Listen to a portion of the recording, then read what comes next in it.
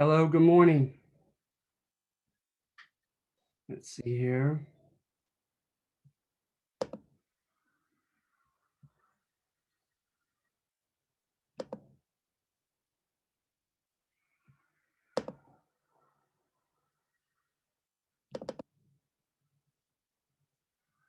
All right, let's see here.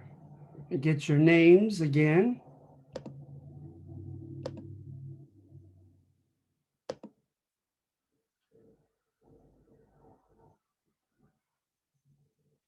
Let's see here.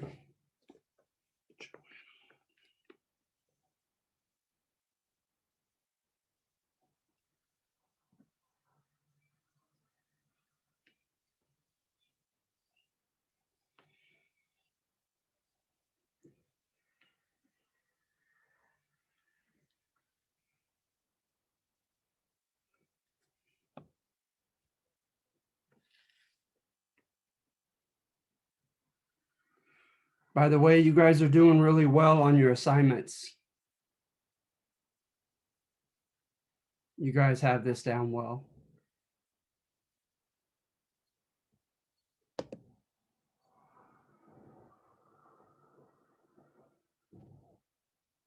Good morning, guys. Okay, here we go. So I have Claire, Park, Deep, here, and Josh.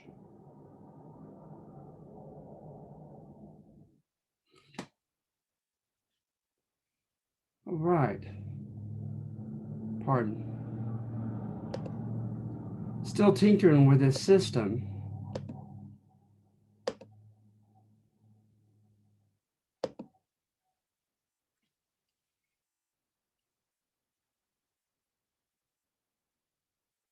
I apologize.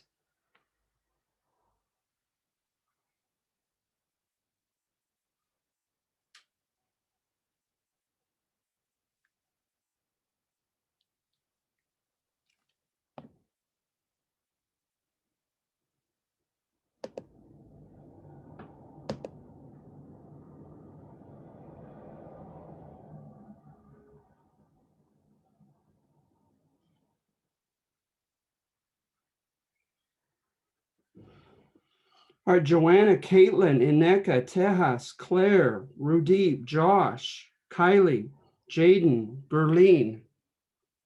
Please send me a message, okay? If I'm, yeah, I said Claire, I said Josh. All right. If I didn't say your name, okay? I want to make sure you get your. There we go. Now I have a list. Sorry, kind of going along as I. Let's see here. So Jesse as well. 10, 11. All right, I think I have all of you, finally. Good, good, good. All right. Okay, so moving on to this, right?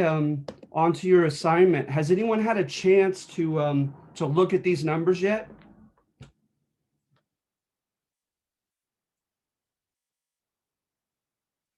So what I'm trying to do is I'm trying to kind of initiate an evolution in which I give out less of an overt just kind of answer to each number and ask you key questions and interact with you in such a manner as to guide you.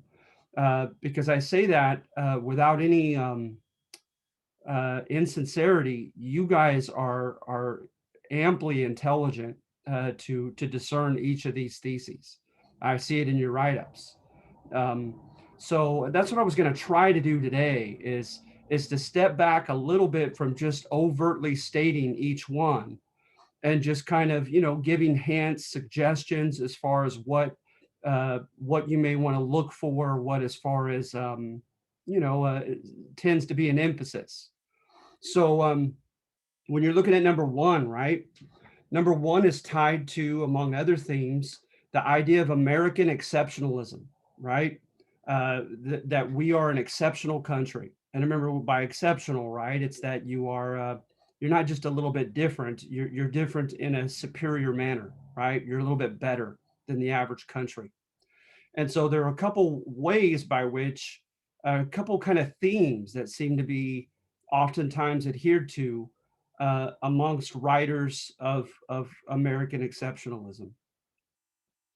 So for one, right, is that we exceptionally are a country of opportunity for more and more demographics, more and more categories of the population, especially relative to other countries, especially relative to the time period that you're studying. That we're a land of opportunity, right?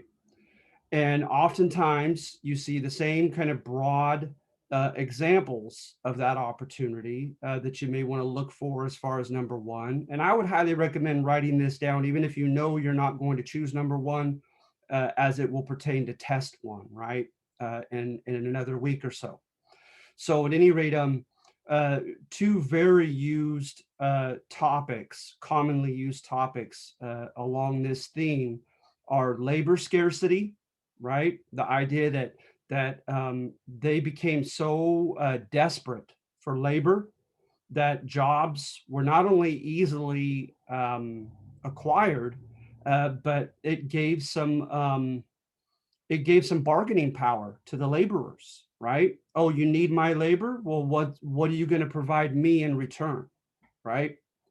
And so labor scarcity is oftentimes mentioned as far as unique opportunities in North America. And also is the abundance of land. And of course, that's a whole other can of worms, right, to get into with land uh, in the fact that it belonged to the Native Americans first. But nevertheless, land that was grabbed, uh, immorally, uh, was there for the taking. So those two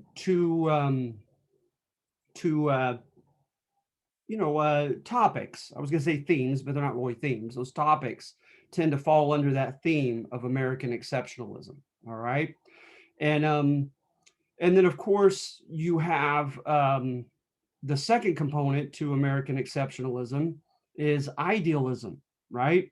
To me, if you're idealistic, you don't see the world as it is. You're not like just a pragmatic person, right? Where you see everything cut and dry.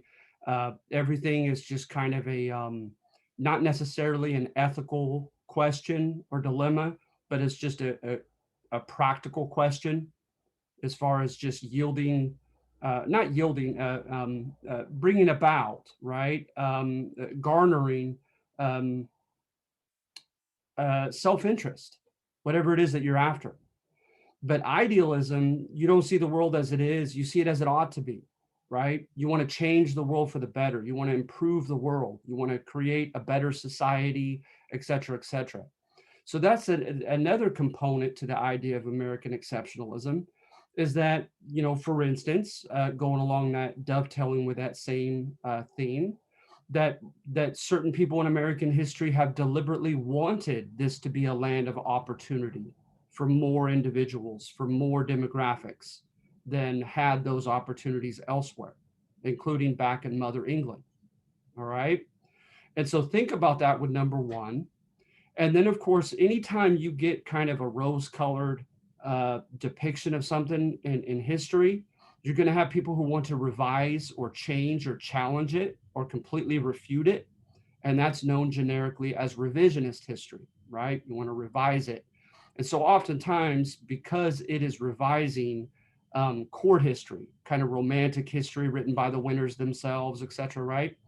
Revisionist history is often very cynical. They say, no, we're not special. The wealthy had it over, those not so um, well established and well born in this country, just as well as they had it back in Mother England, in Europe, and elsewhere, right? And so look at it, kind of a balance in number one, where you're going to have some court history, the extent to which we're going to praise the fact that we didn't continue the mercantilist system very well here in North America. that it didn't grow well in our soil, metaphorically. And remember, with mercantilism, I just think of the idea that the crown decides, because there is assumed to be a finite amount of resources, the crown gets to decide the allocation of those resources and allocation of opportunities. So of course, right, they play the whole quid pro quo game. You scratch my back, I'll scratch yours. For instance, with the nobility, with the aristocracy, and in return for securing their throne, um, the crown will in turn grant monopolies to only aristocratic families. That we talked about that with the Spanish last week, where they alone could trade in the big money making. We had a Royal African Company at first that alone was to legally trade in slaves, because it was such a lucrative, sadly, trade for a while. So at any rate, looking at this, right? Look at a balance there, and look at as far as not only either praise or indictment of the United States, right, and of the English who colonized the beginnings of the U.S., right, but also look at it either as praising or an indictment of capitalism, right?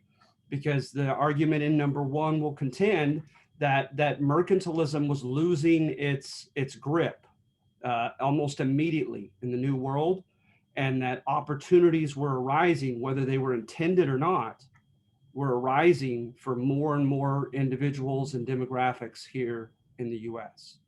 So if you wanted to squat on land, if you wanted a good salary, if you wanted to work under an artisan, a skilled worker as an apprentice, if you wanted to engage in trade, right, as a merchant, that supposedly opportunities arose here, right?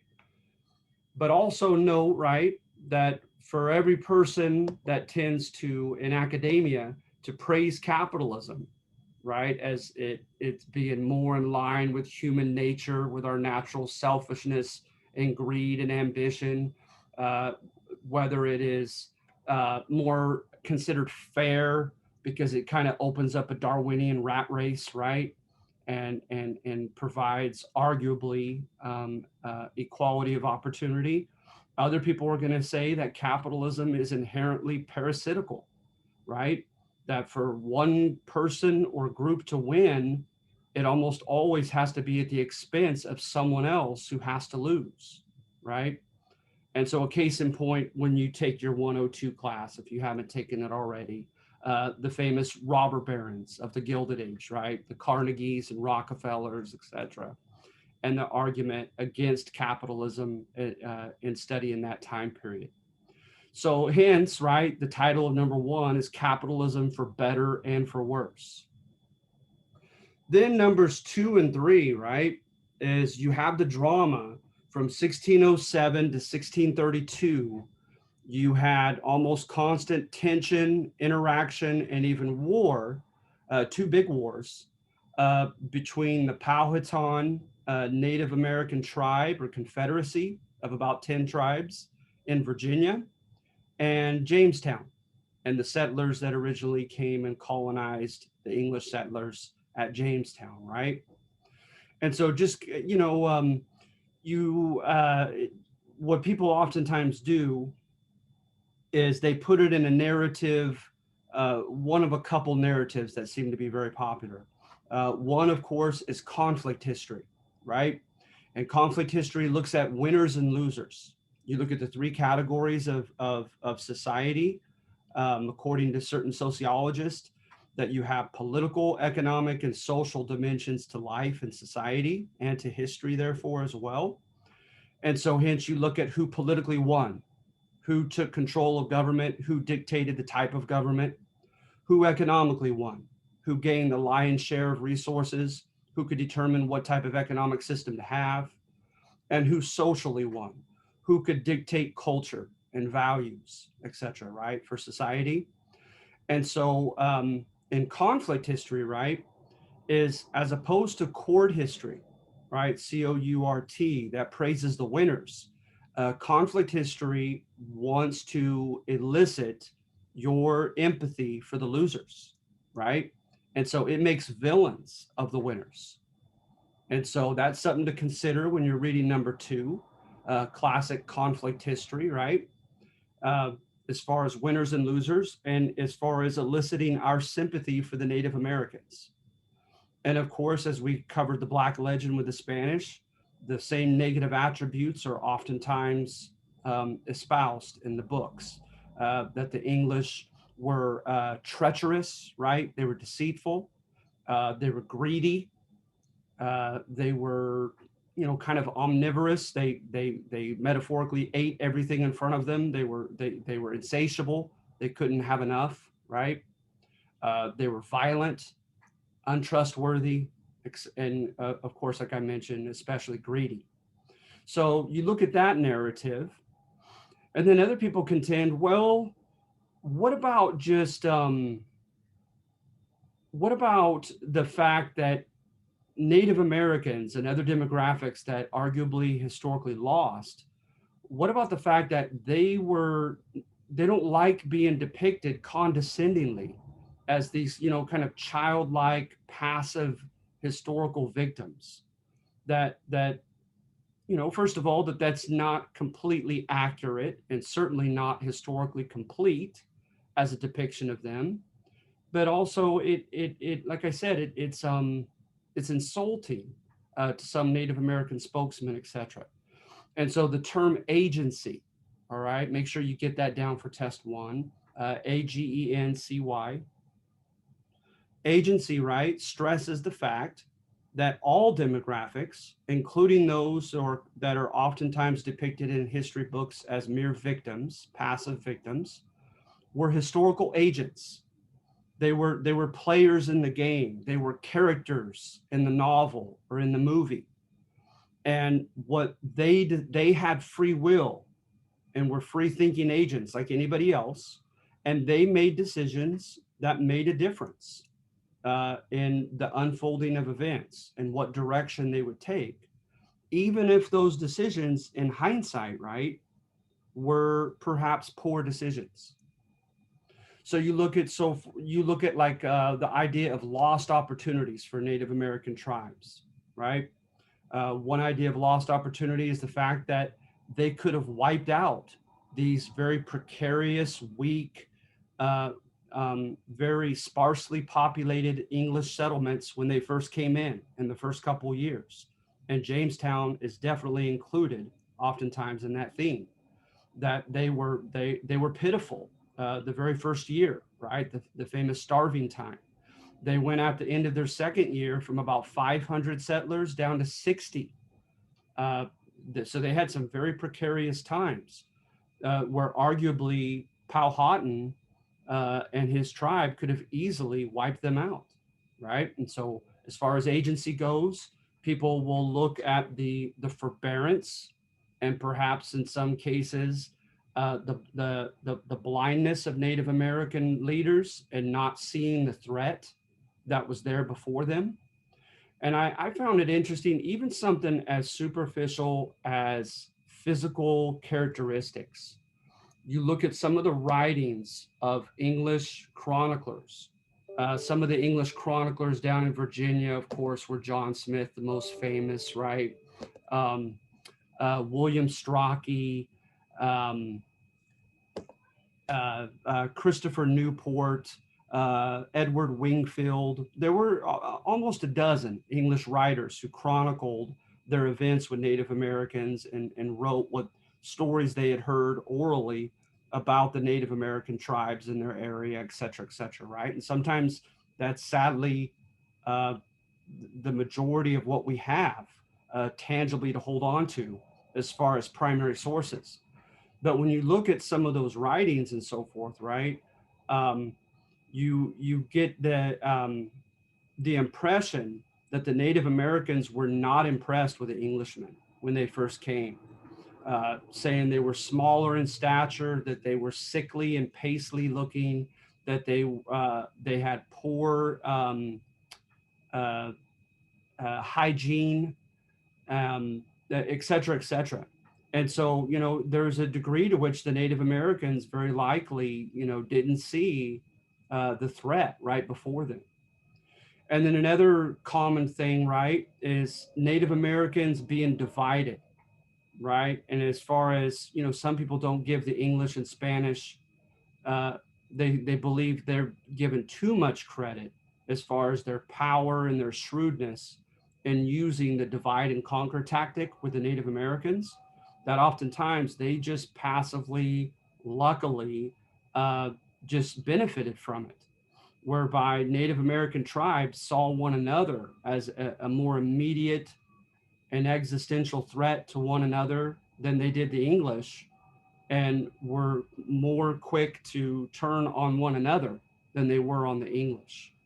And so, for instance, a common thing that happens with Powhatan, as well as up in New England and other cases, is Native American leaders will see a representative who they believe to be a representative or leader of the Tasantasas, the white strangers, right? And basically try to cut a deal with them instead of wiping them out and saying, I tell you what, I've taken a look at your weapons, that technology of yours. How about we strike a deal and I'll help provide you food. I have many more warriors as far as a military alliance I'm willing to make with you. If you in turn will share those weapons so I could use them against my fellow Native American rivals, right? So in the case of the Powhatan, it was the Monacans that they were oftentimes more concerned with. Then you had resentments amongst tribes because you had the reality of imperialism, right? Imperialism imposing your will against the will of a weaker party, right? And so Powhatan inherited 6 tribes, but he arguably, through diplomacy, war, and threat of war, took over about 5 more of his own volition. There was a story of a prophecy saying that his demise would come from the coast, the Chesapeake coast. So he allegedly had the Chesapeake tribe attacked and decimated their population. Um, he oftentimes, found uh, the Arohatech had a lot of warriors. The Appomattox had like the breadbasket of that area as far as food. The Pamunkey had access to the mines and had access to the luxury goods that provided his kind of prestige, etc., and his ability to allocate those luxury goods and display his power, right, and gain allies, etc. So at any rate, you have a depiction of an imperialistic leader, right, who was greatly feared and also perhaps resented by some of the other tribes. So the Englishmen at Jamestown are going to get mixed messages. They're going to be warmly welcomed by some. They're going to be threatened immediately by others. And then others are going to take kind of a middle ground, which was a Algonquian and Muskogean speaking native along the East Coast custom, whereby they would show you uh, arrows and then also something that symbolized peace. And they're basically telling you, do you want to be my friend or do you want to be my foe? So you're either going to cooperate with me and be my ally, or we're going to have war. And so all along that gambit, the English ran into different responses to their invasion into the Native Americans' territory. So going back to agency, people contend, hey, Powhatan could have wiped them out if he wanted to, but instead he was more concerned with rival tribes and trying to gain access to those guns and hatchets, etc., that the English had. And that he had a lot of just forbearance, etc. Also, so let's see here. You have that argument as far as agency with the Native Americans. And then you also have organic history. Remember, organic history looks like history like a growing organism, a living organism. And so they say, okay, what are the roots at this time period to later practices and institutions. So that's another way of looking at this history is, quote, organically. But look on this one, right? Look for basically the blame game. Look for conflict history, and then look for an argument against conflict history, trying to exonerate the English, contend that they were not guilty as charged. Then number four, right? Moving on to number four is by the 1670s, there was a large increase in investment of African slaves. The Asante, the Dahomey, the Igbo, the Yoruba, and the Congolese and other tribes, right, are going to sell one another.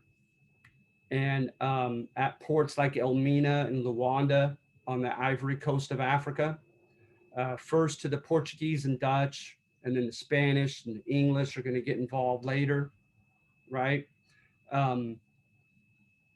But why? Why in the 1670s was there kind of a definitive decision collectively, especially in the South, to use African slaves as opposed to, let's say, white indentured servants?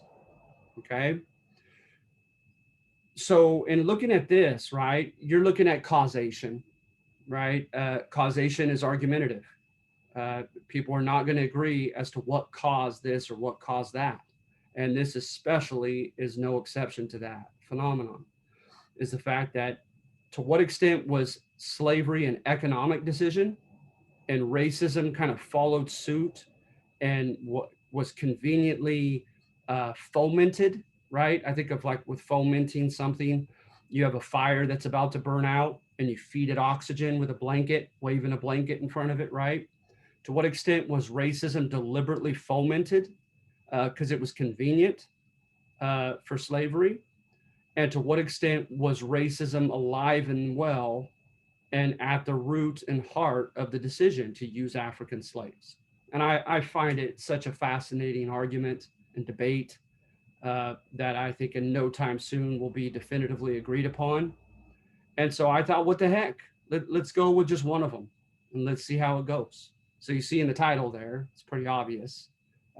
Try to make the argument that slavery was more of an economic decision than it was a result of racism. All right. And so look at arguments for that. Okay. Especially when it comes to the white indentured servants, look for the argument made as to why that became a diminishing consideration, right? Why in time white indentured servants tended to become, less considered, for a lack of a better way of articulating it. All right. But as far as racism goes, just fascinating. You look at English history. I mean, you look back. I would recommend, books like right here, Stamped from the Beginning by Ibram Kendi. A very interesting book. You have, I don't have it on me right now, but you can look up a book on citizenship in the United States. It literally is part of the title, the subtitle, and it's fascinating as far as the information that it gives. So at any rate, I don't know how much I want to go over that and how much I want to just let you guys look at the data yourselves. All right. But needless to say, you look at theory and in practice, and you could find evidence for racism as far as a legacy long before England, right? You look at two legacies in particular in our political tradition. You look at Rome and Greece, arguably the two classic societies, right, of Greece and Rome, and also the Germanic tribes that took over at the fall of Rome. And you find justification for enslaving foreigners. You find a basis of evidence for inclusion into the body politic, right? Both or either by blood or by place of birth. Very, very common. And again, that book on, I wish I had it with me and I apologize, on citizenship in the United States, it literally gives the Latin terms for those. But one is like sanguinis, right? Like sangre in Spanish, like from blood. And other ones like de natis, right? Like nati of birth. And it's a very fascinating topic. You look at different theorists who wrote that were included in number four. I'll give about at least three, if not more, names of those who gave theories as far as racial categories, right? And race supposedly emanates from a French writer prior to the Enlightenment, writing about your origin, who you descend from, as they would use with dogs and horses, right? And they try to apply that to human beings and try to find a separate lineage of origin, right?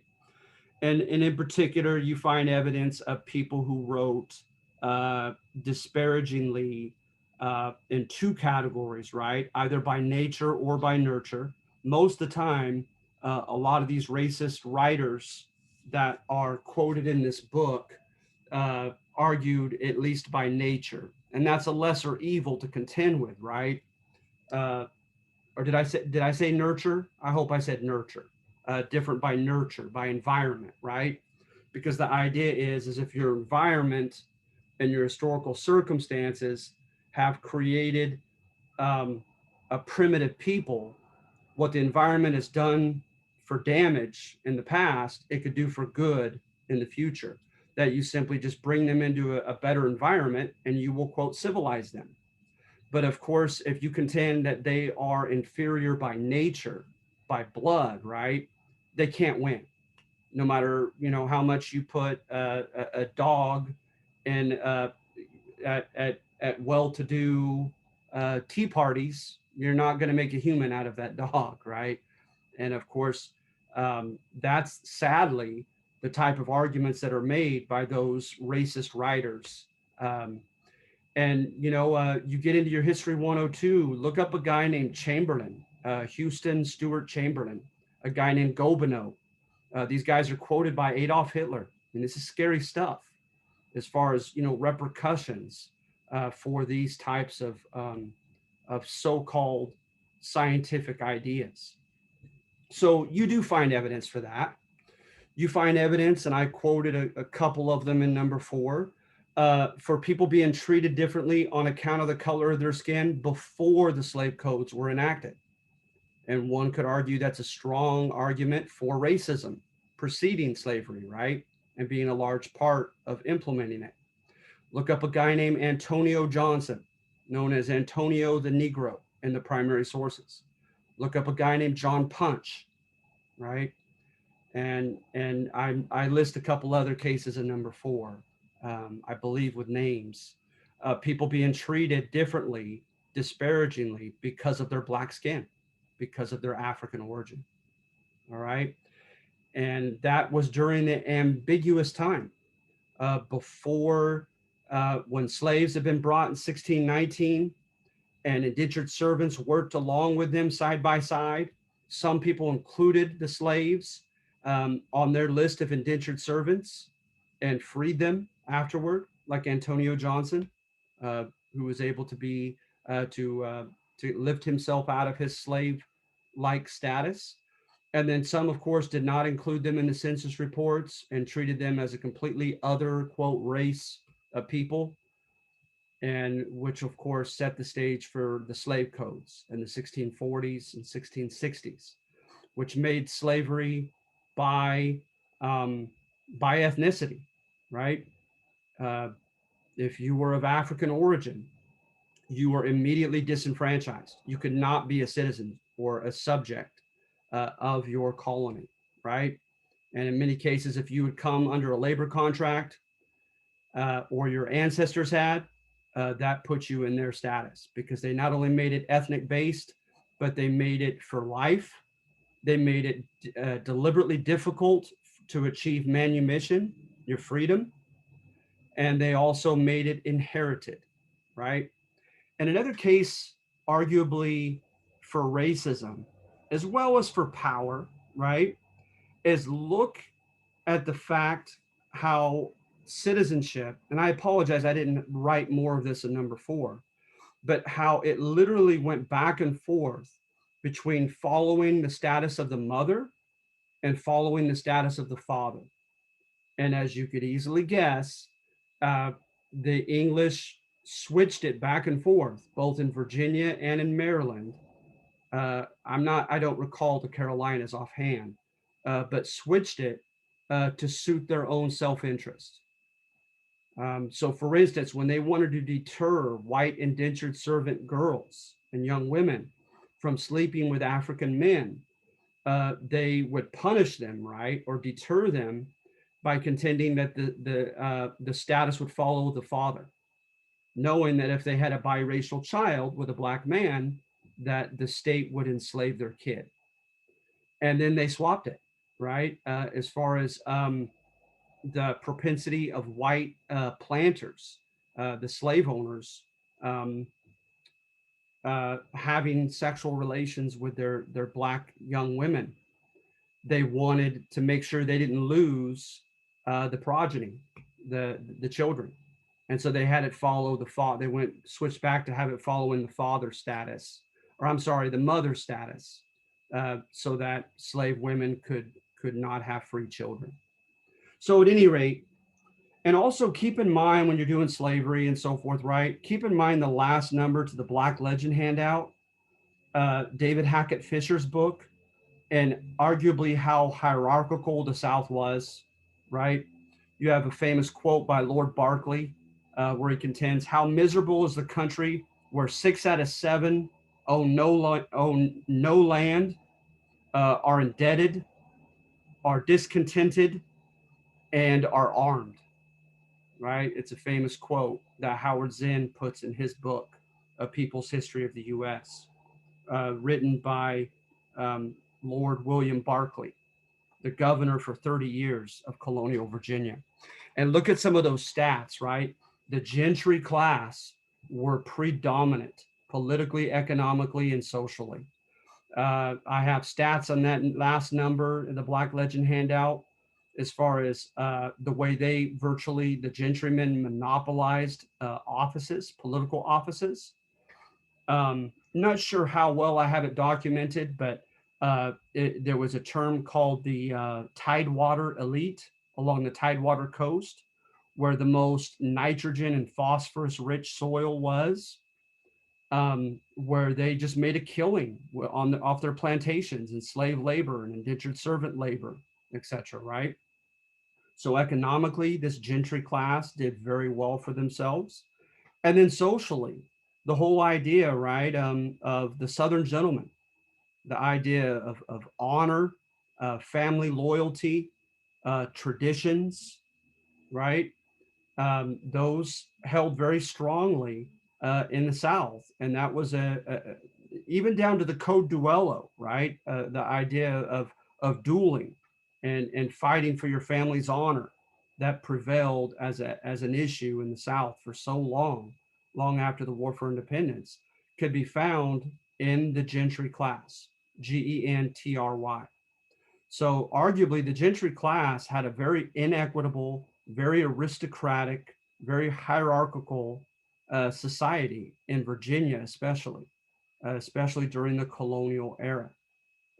And also note, I'm not sure if I have it on your first quiz this week, or if I have it on test 1, but Bacon's Rebellion, very, very significant rebellion, right?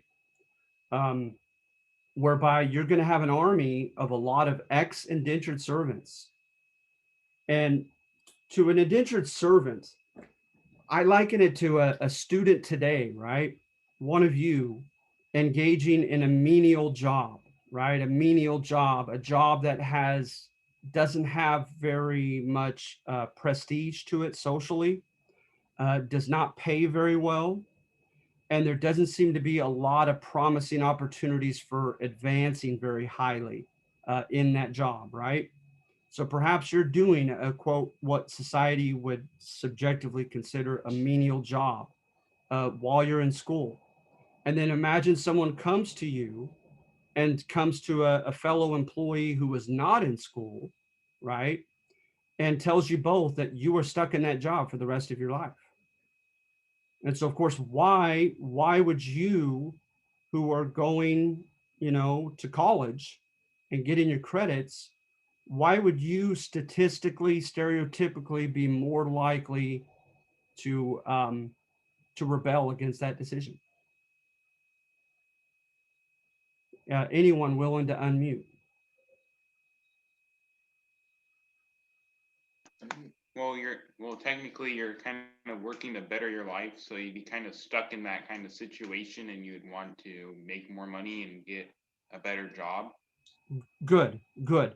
So notice the verb want, the verb better or improve your life, right? That you just used, Jaden. Uh, Expectations, right? These indentured servants had expectations. They were told, hey, life is going to be hard. It's going to be difficult for the next 3 to 7 years. But once you're finished, you're free. You are granted a certain amount of land or promised to such. You were to be taught a certain trade that you could practice. You were to be granted a certain amount of supplies. And those 3 to 7 years, that finite period will eventually end and life will get better. So they had expectations, right?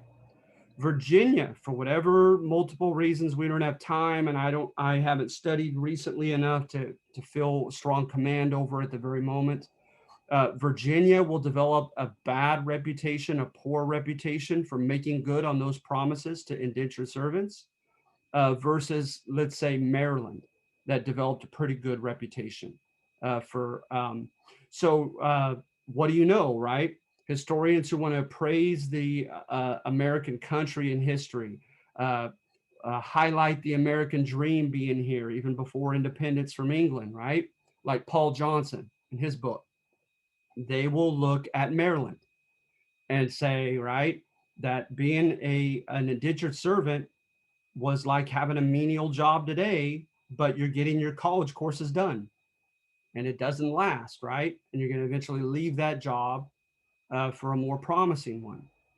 Then those who contend that indentured servitude and the American dream were a sham, were a trick, a trap, right? An illusion. They look at Virginia. They look at stats in Virginia. So going back to Virginia, right? This is where Bacon's rebellion happened. Is a lot of indentured servants didn't get what was promised to them.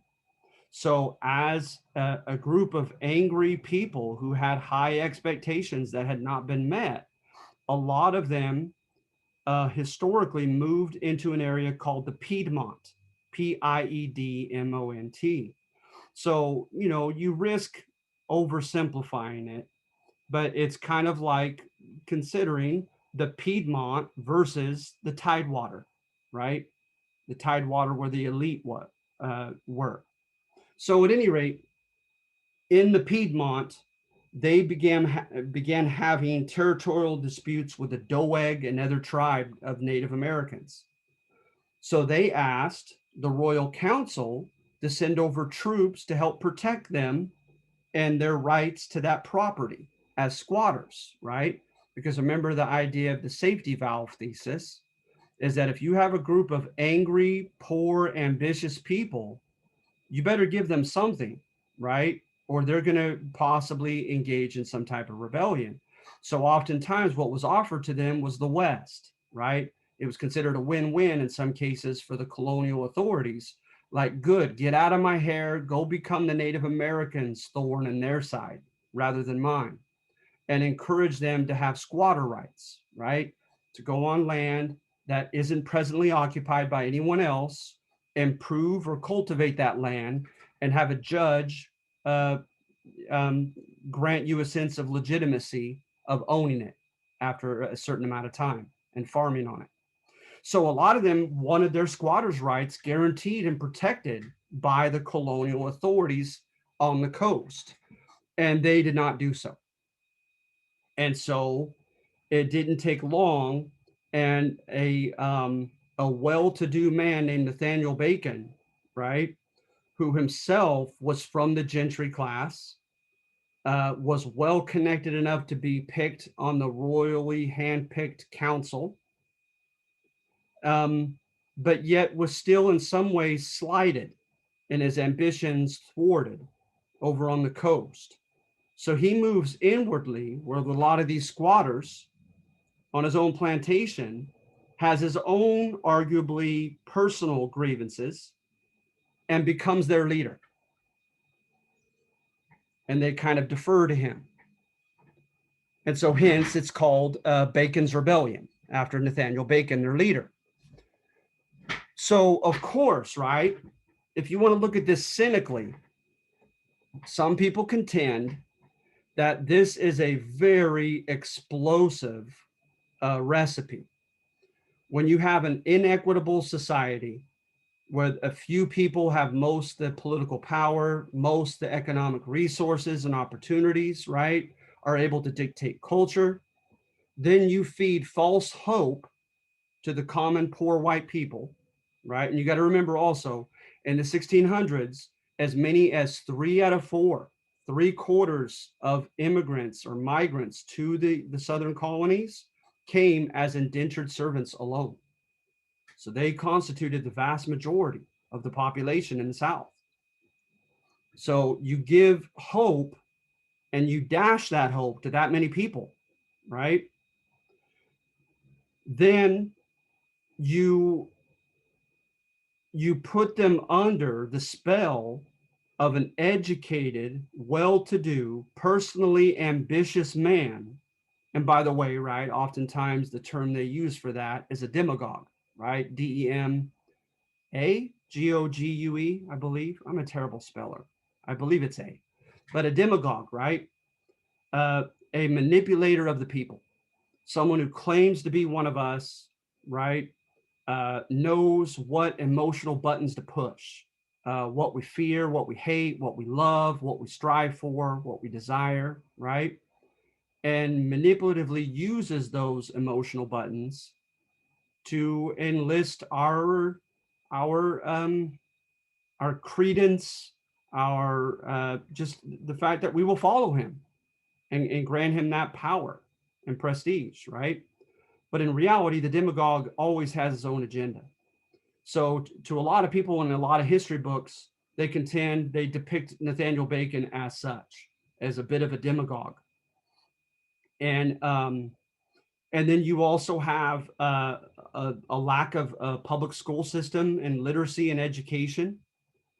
And this is arguable, but some historians would contend that that makes people not now, they're not only poor, they're not only left out, they not only been given false hope and now they're angry, they not only are under the spell of a demagogue, right? But they also are not educated. And that might arguably make them be less, to be more credulous, right? Credulous is kind of naive. You believe what you're told by your leaders, kind of unthinkingly, uncritically, and so hence you're easily manipulated. And then of course you add to that anti Native American sentiment, right? And you have a very combustible uh, combination of things coming into uh, fruition of a rebellion in 1676, known as Bacon's Rebellion. So they fought the natives under Bacon, and it was unauthorized as a war. And so, therefore, fighting an unauthorized war when they had been explicitly warned not to constituted nothing less than treason. Their leaders were to be executed. And so they didn't go softly into that, right? They said, well, heck, if we're being indicted for treason, we might as well keep our army together and just take on our own militia along the coast. And they defeated the official militia, and they briefly declared a People's Republic of Virginia. Very dramatic case, right? Very dramatic story. And what's also interesting is after this, you have in the assembly, the elected lower legislative body of the colonies, right? The assembly, or known as the House of Burgesses in Virginia, you have primary source writing contending that they now thought of white indentured servants as a volatile people, as a combustible people that are easily, they have too high of expectations. If those expectations aren't met, they're likely going to rebel again, as they did in Bacon's Rebellion. And I think you know where I'm going with this. And so, hence, perhaps African slaves might be a better alternative. And what do you know? You had people depicting the African slaves as being more docile, right? Docile, doing as you're told without rebelling. And of course, very instrumental in that idea of them being docile was the argument that they never had their hopes up, right? Like the person that you're working with at the menial job that doesn't has decided that he or she cannot or will not go to school and will not do anything to change his or her lot. That person statistically, theoretically, will be more inclined to accept his or her fate, right, at that job. And so, hence, a slave coming in shackles and manacles and chains, right, is likely, arguably, more inclined to accept his or her plight. So, moving on, right? Number 5.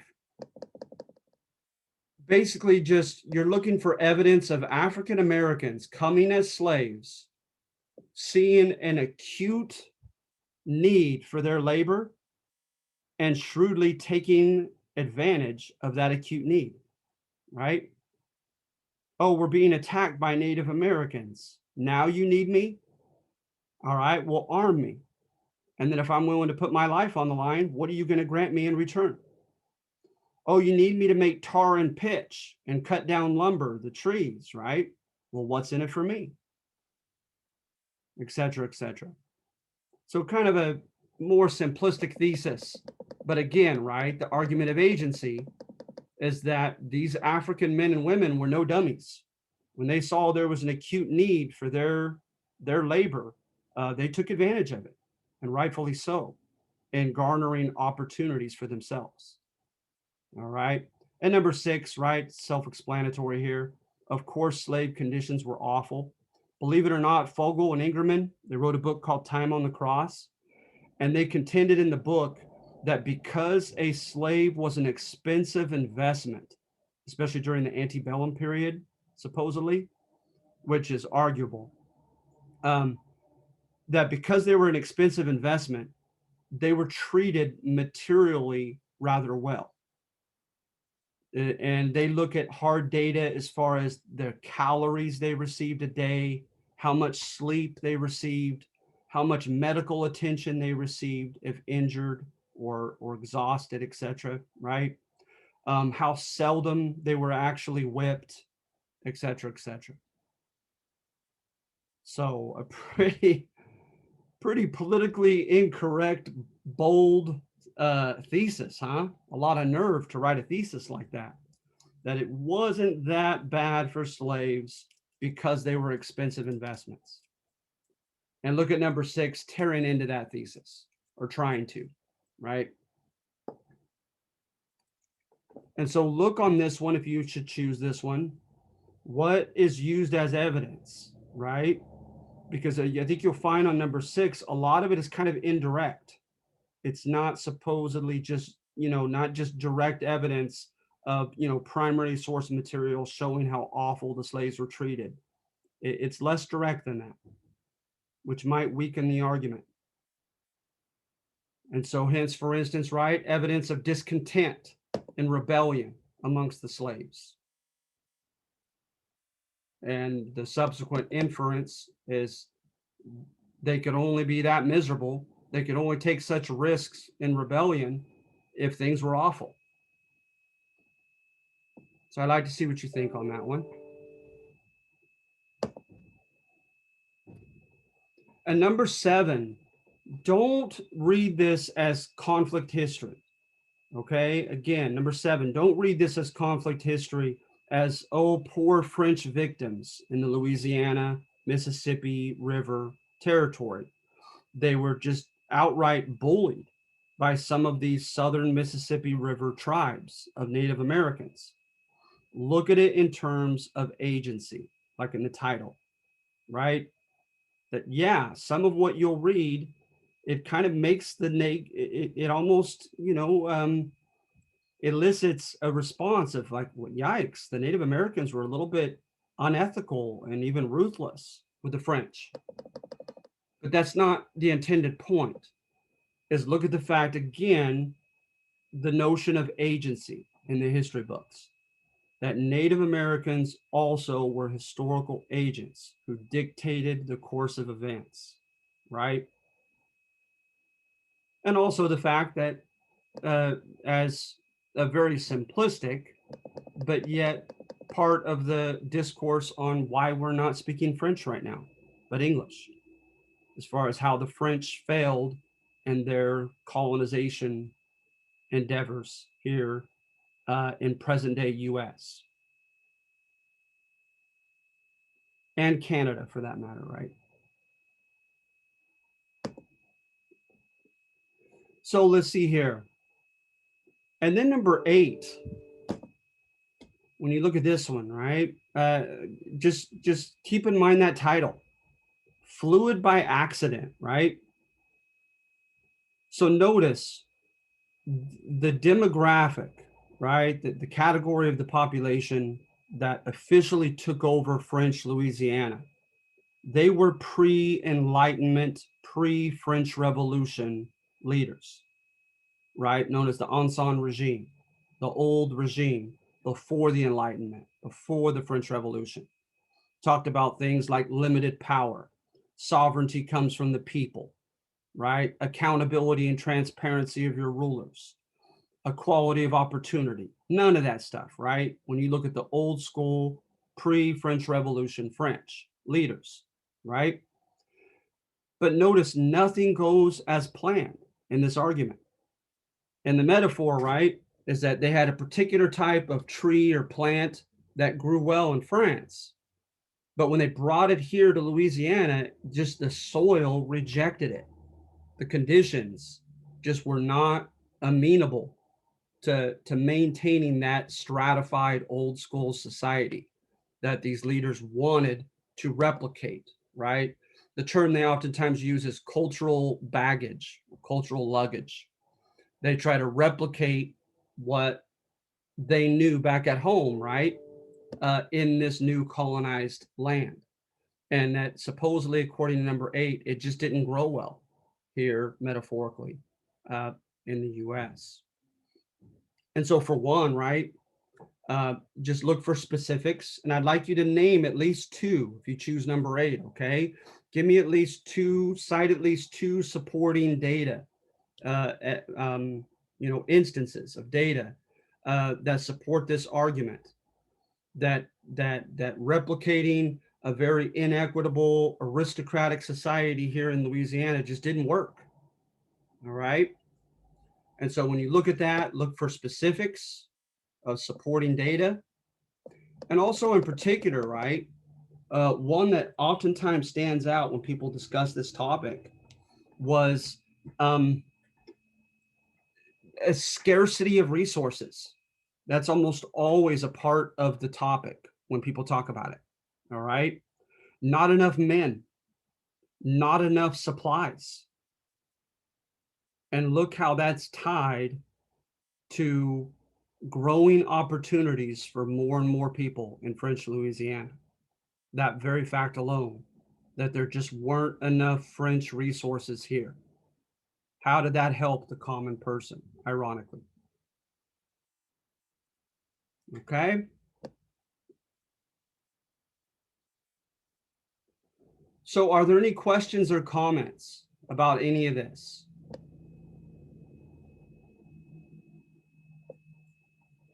Yes, Jaden. So can you give a little bit more info on kind of Powhatan and Smith a little bit? Sure. So, so when Smith came in, right, he was not the legitimate leader. Whoever had invested the most in the Virginia company were its five directors, and he was not one of those five. As a matter of fact, he had tried to dictate things along the ship ride there to such an extent, and was seen as such a threat as a commoner, right, that they even had him arrested and in chains by the time he arrived in Jamestown. But the argument is, right, is that his pragmatism became, whether, however unethical or unwarranted it may or may not have been, his pragmatism uh, made him eventually popular. They come in, right, and they come into the territory of like three or four different tribes that were subjugated by the Powhatan. And again, they received the Arohatech attacked them. The Posbeheg uh, uh, embraced them open arms, right? But while they were in the Posbeheg territory, one of the sons was a minor werewance, a minor prince, handpicked and put as like a local governor over that area. His name was Pochines. And Pochines wrote back and said, Dad, I warmly welcome them. They have strange weapons, etc., but I don't trust them. He said, without my permission, they put up a cross and contended that it was just a symbol. But I have a feeling that they're wanting to stay, right? That they're here to stay. And you look at the beginning of that number, right, on number two, and you find evidence that the English, they were not expecting to be warmly welcomed. The Virginia Company told them, before that the natives perceive that you aim to remain, build a fort. So, right, before the natives realize you're there to stay, you better build a fort, because when they realize you're not leaving as an uninvited guest, they're going to attack you. And so that's the idea of an ugly imperialist, right? The English. We're coming, we're anticipating that you won't like it, but we don't care. We're coming nonetheless. So, at any rate, right, you have that component. Then you have the fact that he begins making um, military alliances. He tries with the Paspaheg and he does with another tribe under a guy named Parahunt. And so now Powhatan wants him sent to him, this John Smith. John Smith had predicted on two occasions. One was an attack on the fort at Jamestown by the Native American tribes that were nearby, a part of the Confederacy. Another one was the fact they told them, don't put down your weapons when they motion in hand language for you to put your weapons down to trade with us in the canoes, that it's a trap and they're going to physically harm you. And in both cases, what he warned materialized. There was an attack on the fort, and Wingfield and Ratcliffe, the aristocratic guys that were in charge, they said, oh no, they downplayed it, and they proved to be wrong. And the attack was almost successful in wiping them out. Then a guy named George Casson was caught putting down his weapon to trade in a canoe with the natives, and they brutally killed him. I won't give you the details on it, but it was brutal. Um, and so again, right, people are increasingly saying, hey, these out of touch aristocrats don't know what they're doing. They don't know how to handle this leader. But this John Smith military guy seems to know his stuff. He seems to call the shots before they happen. And then, of course, the famous case, right, in 1608, 1612, and 1624, John Smith wrote three different histories, right, of what happened. And of course, you got to consider the source when you read them. And so, at any rate, he contends that his men were going on an expedition to find new tribes and try to trade and make deals with them. And they were captured by Opechancanough, the brother of Powhatan. Opechancanough supposedly kills everybody to the man except for Smith, and brings him to Werakamoko, the capital where Powhatan was located. And he writes and says he was a grave and majestical visage to behold. There was great honor and so forth. But he contends that they were about to beat him to death, John Smith, ceremonially, and a young 12-year-old daughter, right, named Pocahontas, comes in and saves him by throwing herself on his chest and pleads for her father to spare him.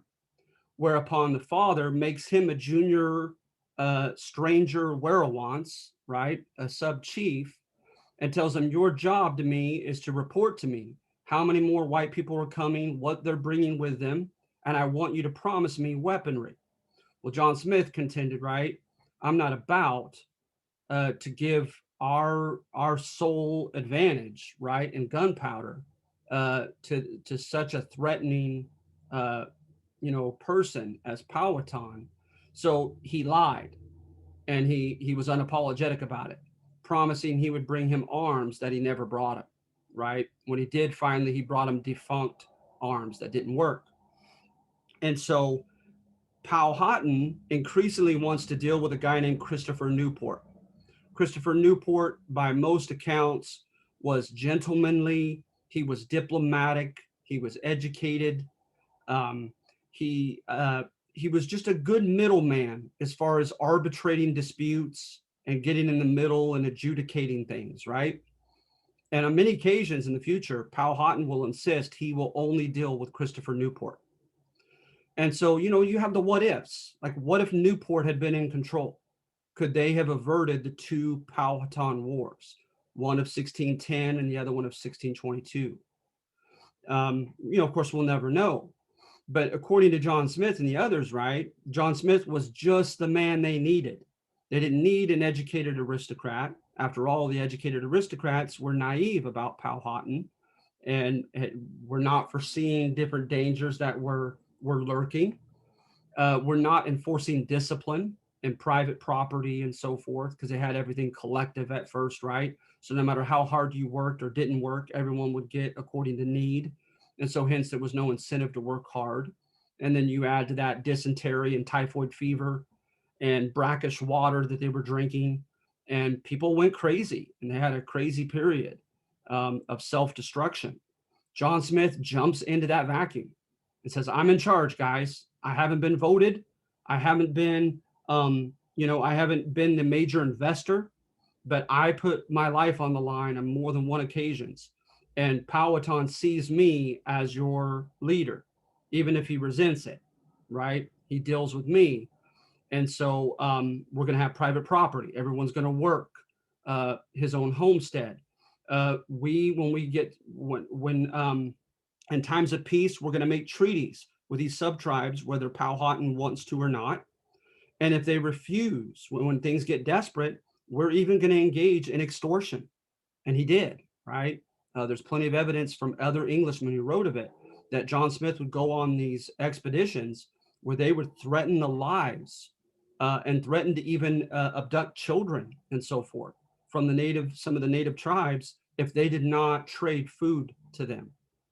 And so he made no bones about it that he was a pragmatic guy who got his hands dirty when it needed to be done, but who was anything but naive, like the old aristocratic leaders, and was just the man for the job to take care of English Jamestown first, right? And so, at any rate, um, Powhatan makes an ultimatum on the weapons and also on moving closer to Werowocomoco, his capital. And of course, John Smith does neither of them. And then he also gives a warning about striking out in one of the sub-tribes' territory and encroaching on their land. And John Smith does nothing about that. And then another component of contention was the fact of Native American isolated attacks on the fort, right? That were just done by individuals or done by tribal leaders. That even though they were theoretically under the leadership of Powhatan, they were acting independently without his knowing it. And you also had, just as one case alone, you guys, that I find fascinating, on a couple occasions, conflict ensued because of theft by a Native American coming in and stealing the white English property, their axes and just practical tools and implements, and in some cases weapons, right? But note this, right? As anthropologists contend, the same thing with the Sioux in your 102 class. in latter U.S. history of the late 1800s, is that to some tribes, right, going toward the prospective enemy and grabbing, garnering through deceit, right, by outwitting him and taking some evidence of his stuff and bringing it back was a sign of prestige and courage and great shrewdness. And so there was a big difference as far as English notions of private property and theft, right? As another example. But again, right, when the English almost constantly throughout the colonies had a double standard, when Native Americans did something that violated an English crime in their criminal code, right? They wanted that Native American extradited. They wanted the tribal leaders to hand that Native American suspect over to them so they could punish that person by English common standards and English common law. But of course, they were not willing to do the same, oftentimes, especially when you get to the Puritans, when one of their own, right, engaged uh, possibly in a criminal act against the Native American people, and the Native Americans wanted him to be handed over for justice. So it was very much a double standard. And so those were a lot of, and then not to mention Opie Chancano, the younger brother of Powhatan, told Powhatan on several occasions, if I were you, brother, if the power were mine, I would have wiped them out by now. I don't trust them. I think that they are going to only come in larger numbers. We need to kill them now that they're smaller in number and their establishment is more precarious before it becomes too strong. And by the way, when Powhatan died and Opie Chancano took over, he immediately engaged in attacks and started the second Powhatan Wars in the 1620s. And of course, to him, right, to the English, he provoked the war, but to him, the war was long overdue, and he could cite many injustices and the degree to which he felt like his brother had been taken advantage of by John Smith and the English. Does that help? Was that sufficient? Yeah, that helped. And then basically, can you give me a little bit more information on the joint stock leaders? Oh gosh, let me look at my notes because I apologize for that, but it's been a while since I've really read this thoroughly, but I have my notes that I rely upon. So give me just a moment here. But I know for one thing, right, is that again they were um, they were a combination of self-made men. I say that in quotes, right? Of kind of remember they considered parvenus, someone who was born poor and wasn't a part of the aristocratic class, but had suddenly come into wealth, right? Through the burgeoning opportunities that were opening up. And so some of them were parvenus, but the majority of the Jamestown Company, leading five, etc., right, were actual aristocrats who had ties to Bristol and London, but were from an agricultural gentry class, uh, and would establish it here in the Tidewater region of Virginia. And so, like I said, you have a lot of jealousy, a fear of losing their power, and disdain toward John Smith. A lot of power plays with them, and like I said, especially Wingfield and Ratcliffe, right? They're depicted in the primary sources in a very negative manner, as being very entitled, but very oblivious to the realities that were surrounding them, as they particularly pertain to sustaining the colony food wise and dealing with the Powhatan Native Americans. Um, you also again, they don't get credit for capitalism of them privatizing property and making people work. You don't work, you don't eat, etc. Right? And giving that type of an incentive based system. They don't get credit for that. They were John Smith does, and so they were kind of tied to being archaic, very old school and outdated in their views, and which didn't translate well here in Virginia. However, their hold over the royal council and the governor position will hold on well. And some of them ended up somewhat redeeming their reputation years later. But yeah, so I'm sorry, that's kind of a weak answer, but that's all I have at the moment. Thank you. No problem. So anyone else? Any other questions or comments, you guys? Can you please repeat the definition of agency? Sure. So agency, right, is it argues against the portrayal of certain groups of people, certain demographics, right, certain categories of the population that had previously been depicted as passive victims, right? So poor Native Americans, poor African Americans, poor women, etc., right? And you look at evidence in which they were marginalized, right? And marginalized, you're kicked to the corner, and the opportunities and rights that other people have aren't extended to you. And instead of doing that, agency says, hey, we were historical agents who made decisions that mattered, right? Even when we were in a position of eventually, quote, losing politically, economically, and socially. So Native Americans, an example of agency, right, is they had the power oftentimes to wipe out the initial white settlements that came in. They had the power of diplomacy to decide how they were going to cooperate with these new white English settlements that were coming in, right? And maybe in hindsight, they made poor decisions as far as, right, a typical one of being more concerned about other native tribes than they were about the English as a long-term threat. But they still made decisions that mattered, that dictated things. Then another example of agency we see, right, are demands made by people in these demographics, usually depicted as victims. So like slaves, right, on toward the end there, in the book Black Majority.